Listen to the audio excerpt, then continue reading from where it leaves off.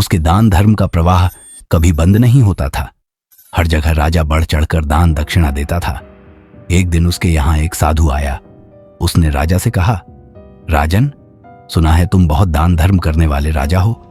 तुम्हारे यहां से कोई भी खाली हाथ नहीं जाता। क्या मैं जो मांगूंगा वह तुम मुझे दे सकोगे? राजा बोला। कहिए साधु महाराज, आपको क्या चाहिए? साधु ने कहा, या तो 12 वर्ष के लिए अपना राज्य पाट दे दो या अपना धर्म दे दो। साधु की बात सुनकर पहले तो राजा चिंता में पड़ गया, फिर सोच विचार कर उसने कहा, महाराज, मैंने राज्यपाट सब आपको दिया, संभालिए इस राजपाट को। इतना कहकर राजा वहां से बिना कुछ लिए सब कुछ छोड़छाड़ बिल्कुल अकेला चल पड़ा। चलते चलते मार्ग में एक बगीचा आया। वहीं एक कुआं और प्याऊ भी था। बड़ा रम्य स्थान था। राजा वहीं विश्राम करने के विचार से ठहर गया।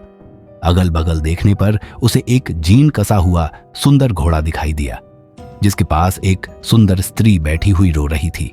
राजा को स्वभावतः दया आई। उसने उस स्त्री से रोने का कारण पूछा। स्त्री बोली, महाराज, मैं एक राजकुमारी हूं। मेरे पिता और भ्राता सबको शत्रुओं ने मार डाला है। मैं किसी प्रकार जान बचाकर यहां भाग आई हूं। अब आप ही देव के द्वारा भेजे मेरे आश्रयदाता हैं, अतः मुझे शरण दें। राजा ने कहा, ठीक है, घोड़े पर बैठ जाओ और मेरे साथ साथ चलो। राजकुमारी बोली, नहीं नहीं महाराज, आप ही घोड़े पर चलो। आपके सामने मेरा घोड़े पर बैठकर चलना ठीक नहीं है। राजा घोड़े पर सवार हो गया। चलते चलते दोनों एक दूसरे राजा के नगर में पहुंचे। स्त्री ने कहा, आप शहर जाकर कोई बढ़िया मकान भाड़े पर ठीक करो, तब तक मैं यहीं बैठती हूं। राजा ने कहा, भाई, मेरे पास एक आधे भी नहीं है, फिर मकान की बात किस मुंह से करूंगा? स्त्री ने कहा, महाराज, रुपयों पैसों की आवश्यकता हो तो मेरे पास से ले जाओ। और उसने निकालकर 10 मोहर राजा को थमा दी।